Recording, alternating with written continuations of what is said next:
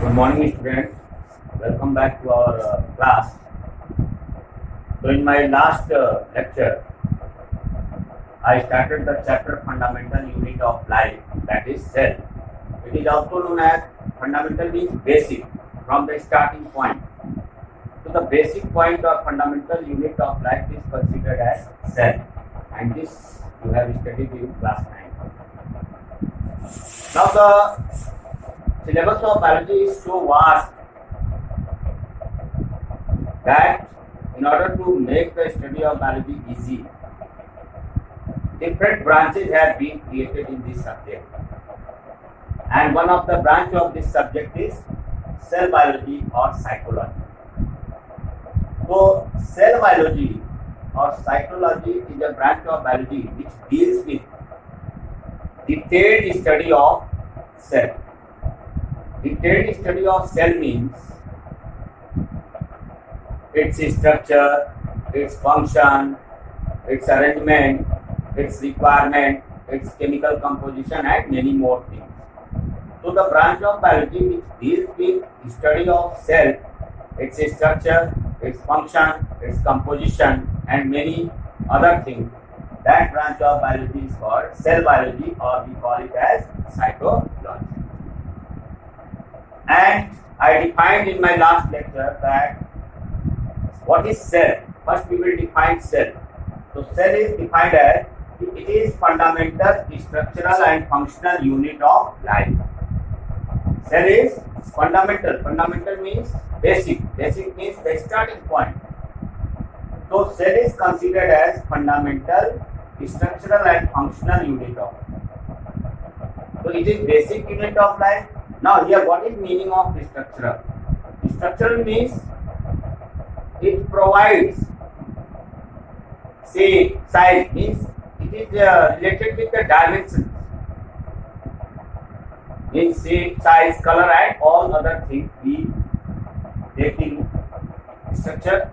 And functional. Functional means it performs all the functions which are necessary for the survival of the cell.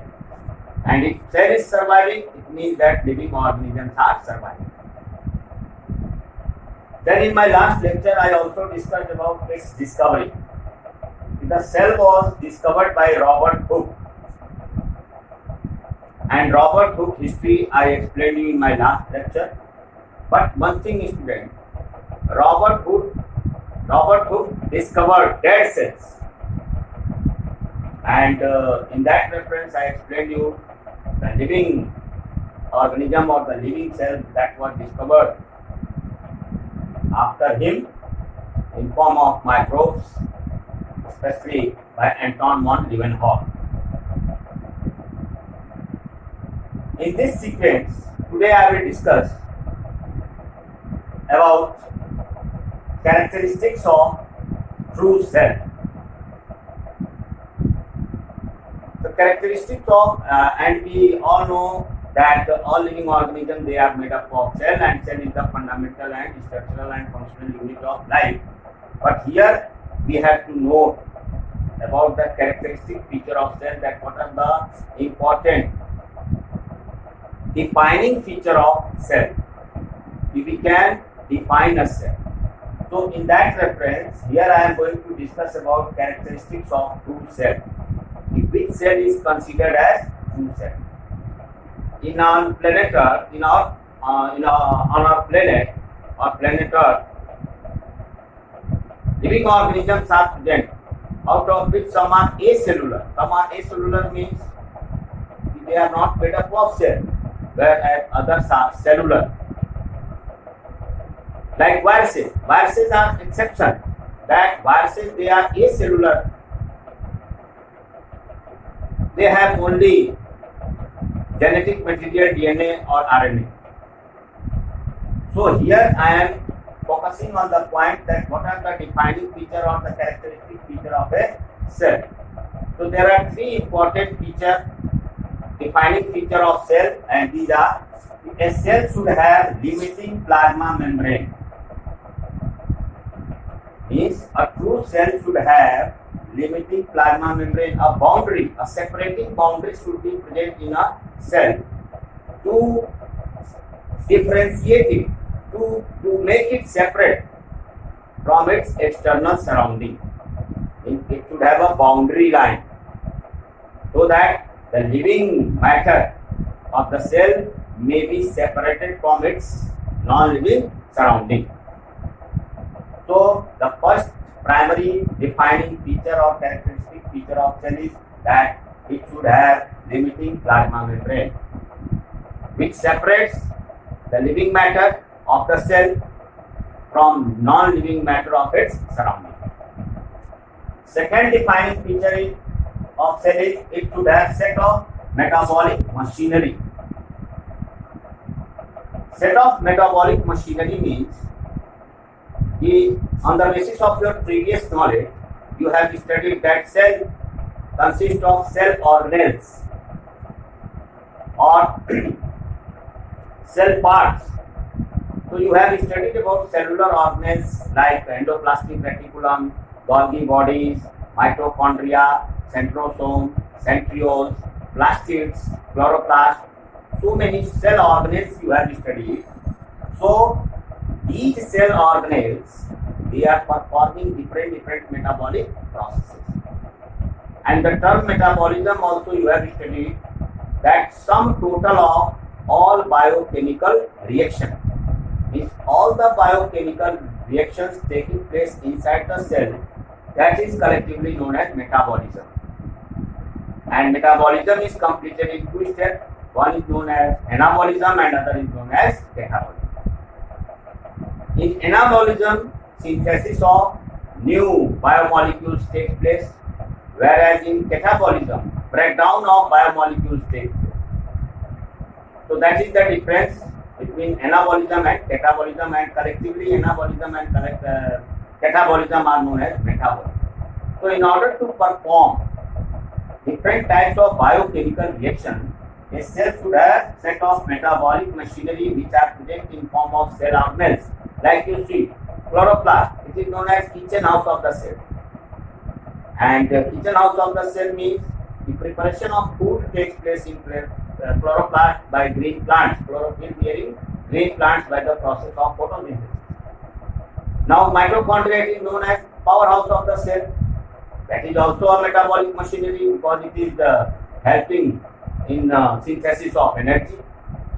All these cell organelles are considered as metabolic machinery of the cell. So cell should have metabolic machinery. In the same way, ribosomes are known as protein factories because synthesis of proteins takes place with the help of ribosome. So on the whole, set of metabolic machinery means a cell should have cell organelles, and all these cell organelles are performing different functions as per the requirement of the cell. So a true cell should have set of metabolic machinery. In the same way, the third important feature of cell is it should have set of genes. Set of genes means the term genes was introduced in your previous class 10, in chapter Heredity and Evolution. So in heredity chapter you have studied that Gregor John Mendel, he explained about factors, that for each and every characteristic feature of an organism, a factor is responsible, and the term factor was replaced by another term that was called genes. And genes are defined as, the genes are hereditary units. Hereditary units means which are transmitted from generation to generation of that particular species. So gene characteristic of two cells is that it should have set of genes, and these set of genes are present in form of DNA and chromosome, which is determining or which is controlling the activities of the cell. What activities should be performed inside the cell? Those all activities, those all biochemical processes, they are under the control of genes which are present in the cell in form of DNA and chromosome. So these are the three basic defining features of a true cell. that it should have limiting plasma membrane which separates the living matter of the cell from the non-living surrounding. It should have set of metabolic machinery in form of cellular organs which are performing different types of metabolic processes inside the cell. And third basic point is it should have set of genes which controls all the activities of the or which controls all the metabolic processes taking place inside the cell. So, students, when a cell is having all these three features, all these defining features, if they are present in any cell, then we call it as a true cell. And if any one of them is absent, then the organism or the particular material is considered as acellular, that is not considered as a true cell. So, these points should be noted in your mind that if there is a true cell, it should have these three defining basic features, and if they are not having these three basic defining features, they are not considered as true. So, students, read the chapter thoroughly, understand the things, and next topic I will discuss in my next class. Thank you. Good day.